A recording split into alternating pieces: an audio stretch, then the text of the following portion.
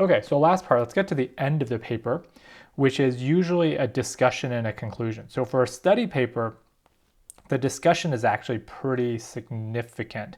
So I usually leave almost 2 pages, if you notice this, for the discussion and conclusion. So the discussion and the conclusion is almost 2 pages, a page and a half, 2 pages. Oops, that's the older adults paper. The data science study paper is this page here is discussion conclusion. This page, wait, I'm like losing my place here. Oh, right here. This page here, discussion design implications right here. So it's this page, yeah, page and a half, right? It's page and a half. Well, it goes down here too. Yeah, page and a half, 2 pages. So for a study paper, it's important to have a pretty substantive looking discussion, because if you just report a bunch of results, then people are like, what does this mean, right? So you want the discussion to be thoughtful. So the point of the discussion is to reflect on your findings. So remember I said in the previous video on the study results is that you want to report your study findings in more of a dispassionate, kind of objective sort of way. The discussion is your time to speculate and to reflect and interpret your findings. So it's okay to have your opinions in here because that is what people want to see. They want to see the author's opinions on the findings. So that's why it's nice to have a separation between findings and the discussion. And you should relate the discussion to your findings and also to related work as well. And then you can just conclude with a conclusion. A lot of times people don't spend a lot of time on the conclusion because they run out of time basically by the time they get to the conclusion.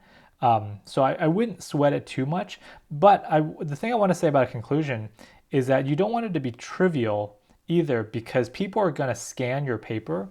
They're going to read the beginning, and then they might just jump to the end and read the conclusion. So you want to have something that's non-trivial that you say in the conclusion. Again, like I can't tell you what that is for your paper because it's going to be different for every paper. But spend some effort on it. For systems papers, there might not be a discussion, or there might be a very short discussion. So this is DSJS.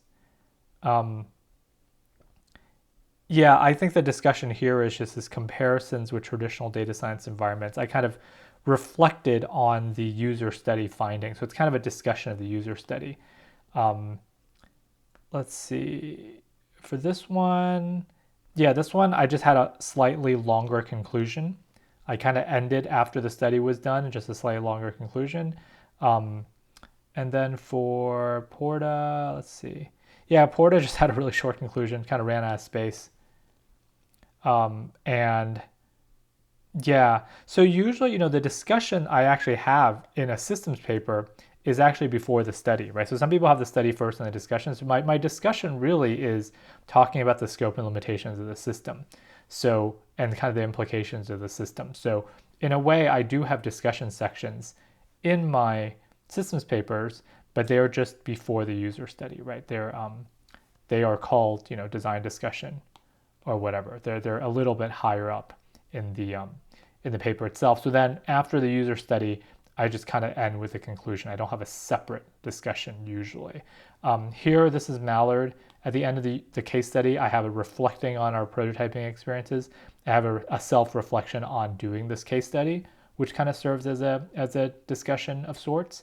But even for a systems paper, you want a discussion because you don't want to be perceived as someone who says, oh, we built a tool, right? We built a thing. The kind of easy criticism of systems papers oftentimes is, oh, they just built something. This is just a hack. This is just a piece of technology. What's the bigger implications of that? And that's where your discussion can really come in and your conclusion can really come in and help out. So anyways, that is just a quick run through of a bunch of HCI papers. So both systems papers here and also study papers. And I'll put some links to related resources in the video description, and hopefully this is helpful. So good luck on your paper writing.